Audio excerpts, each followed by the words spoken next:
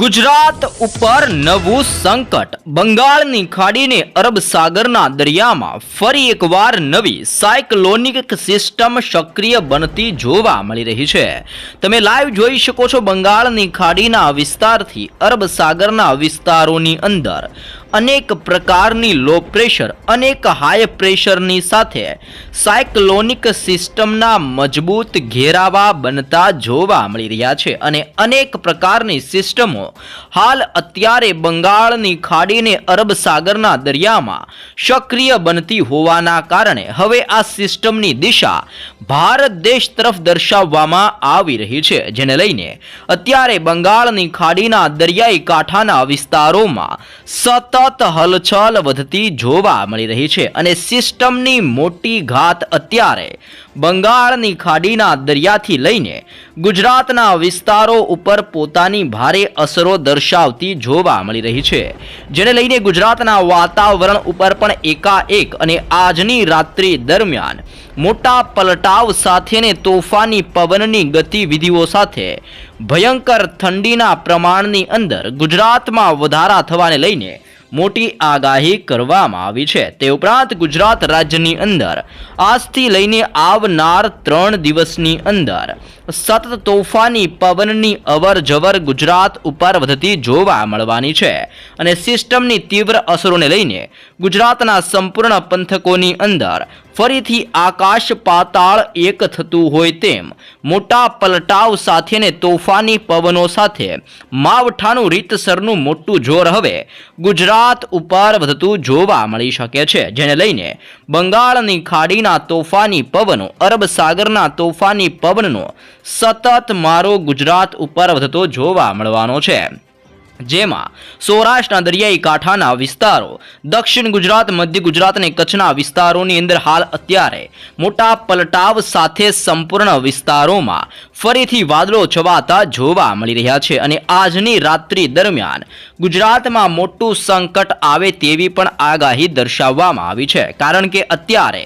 બંગાળની ખાડીના દરિયામાં તમે લાઈવ જોઈ શકો છો જે સાયક્લોનિક સિસ્ટમ જે લો પ્રેશર બનતી જોવા મળી રહી છે તે ધીમી ગતિએ આગળ વધીને બંગાળની ખાડીના દરિયાઈ કાંઠાના વિસ્તારો, જેમાં શ્રીલંકા, તંજાવુર, પોંડુચેરી, ચેન્નઈના વિસ્તારોની અંદર આ લો પ્રેશર હવે ત્રાટકવા માટે આગળ વધતી જોવા મળી રહી છે અને આજની રાત્રિ દરમિયાન દક્ષિણ ભારતના દરિયાઈ કાંઠાના નીચાણવાળા વિસ્તારોની અંદર આ સિસ્ટમ, આ લો પ્રેશરને સાયક્લોનિક સિસ્ટમ રાત્રિ દરમિયાન ત્રાટકતી હોય તેવા સંકેતો આ વિસ્તારોની અંદર આપવામાં આવી રહ્યા છે અને જેને લઈને ઠેર ઠેર વિસ્તારોની અંદર હાઈ એલર્ટ દર્શાવી દેવામાં આવી રહ્યું છે, જેના પગલે ગુજરાતવાસીઓ પણ ફરીથી થઈ જજો સાવધાન.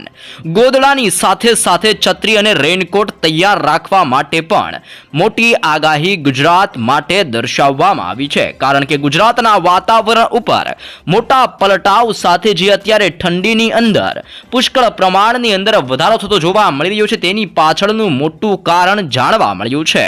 ઉત્તર ભારત, હિમાલયના વિસ્તારોમાંથી ઠંડા અને ભેજયુક્ત પવનો, પાકિસ્તાન ઉપર સક્રિય બનેલી લો પ્રેશર, અરબ સાગરના દરિયામાંથી આવતા તોફાની અને ભેજયુક્ત પવનો અને બંગાળની ખાડીના દરિયામાં સક્રિય બનતી નવી સાયક્લોનિક સિસ્ટમના કારણે ચારે દિશાઓમાંથી તોફાની પવનોની લહેરો અત્યારે ગુજરાત ઉપર પોતાનું ભારેથી લઈને ભયંકર જોર દર્શાવી રહેલી આ નવી સિસ્ટમો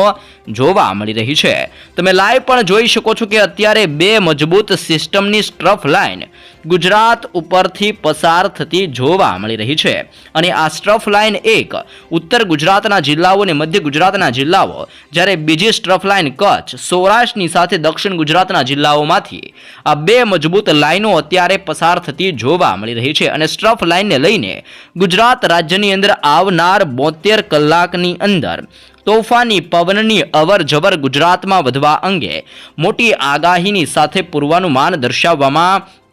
આવી રહ્યું છે। સાથે સાથે તમે દરિયાની અંદર પણ અત્યારે હલચલ વધતી જોઈ શકો છો અને આ વિસ્તારોમાં તોફાની પવનની ગતિ અત્યારે 130 થી લઈને 150 કિલોમીટર પ્રતિ કલાકની ઝડપે તોફાની પવનોની અવર જવર હવે ભારત દેશ તરફ વધતી જોવા મળી રહી છે અને ભારતના દક્ષિણ ગુજરાતના રાજ્યોની અંદર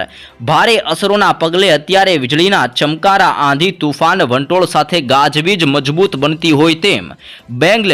બેંગલુરુ, મદુરાઈ, વિશાખાપટ્ટનમનો વિસ્તાર, ભુવનેશ્વરનો દરિયાઈ કાંઠાનો વિસ્તાર અને સૌથી વધારે સિસ્ટમની અસર મદુરાઈના પંથકોથી લઈને શ્રીલંકાના વિસ્તારો ઉપર સૌથી વધારે આ નવી સિસ્ટમની અસરો વધતી જોવા મળી રહી છે। તમે જોઈ શકો છો કે સિસ્ટમનું પરિભ્રમણ બંગાળની ખાડીના દરિયામાંથી પોતાનો ઘેરાવો મજબૂત બનાવીને ગુજરાત સુધી સિસ્ટમની લાઈનો લંબાવતી આ નવી સિસ્ટમ જોવા મળી રહી છે, જેને લઈને ગુજરાતની અંદર પણ માવઠાનું નવું સંકટ ટોળાઈ રહેલું જોવા મળી રહ્યું છે અને આજની રાત્રિથી ગુજરાત ઉપર તોફાની પવનની અવર જવર વધતી જોવા મળી શકે છે અને પવનની ગતિવિધિ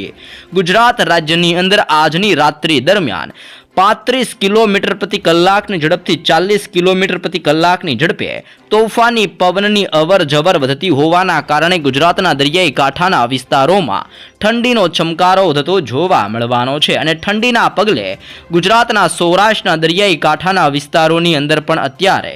નવી હલચલ વધતી હોય તેમ દરિયાકાંઠાના વિસ્તારોની અંદર સતત તોફાની પવનોની મોટી અસરો અનેક જિલ્લાઓમાં જોવા મળી રહી છે। આમ રાજ્યની અંદર ભિન્ન વિસ્તારોમાં મોટા પલટાવ આવવાની સાથે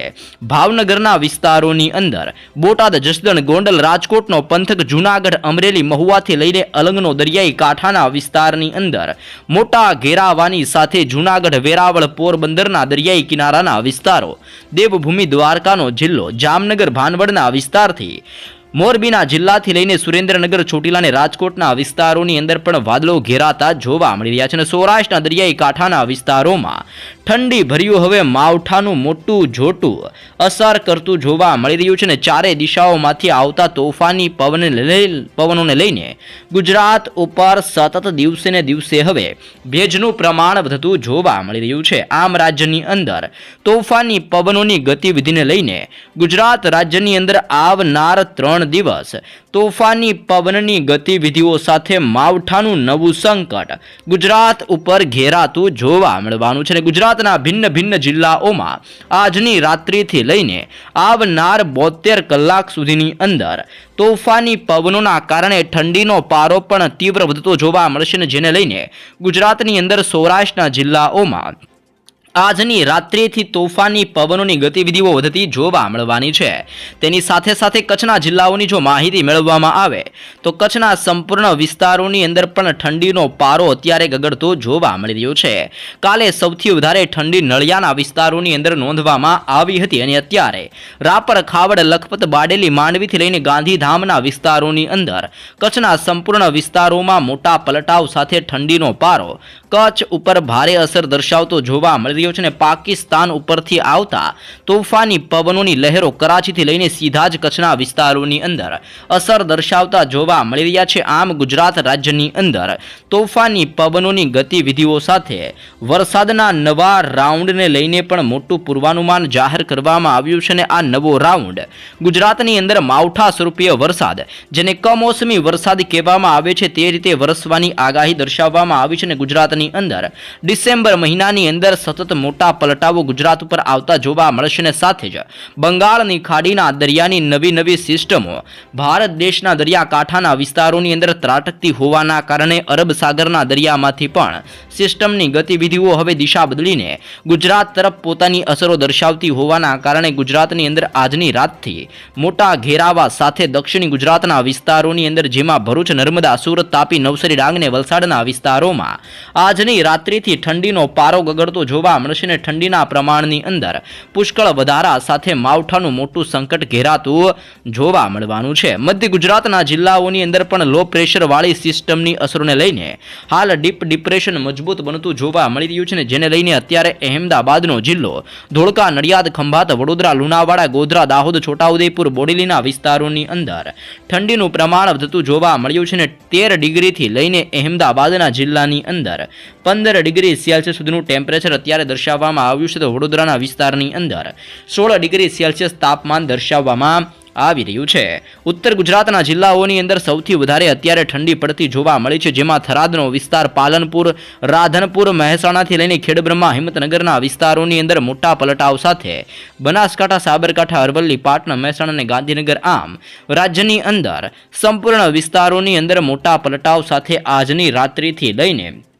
તોફાની પવનની ગતિવિધિઓ સાથે ગુજરાતમાં માવઠાનું મોટું સંકટ વધતું જોવા મળી શકે છે. જેવી પણ નવી નકોર આગાહી અને ગુજરાતમાં નવા જૂની થવાને લઈને મોટી આગાહી ગુજરાત માટે દર્શાવવામાં આવી રહી છે.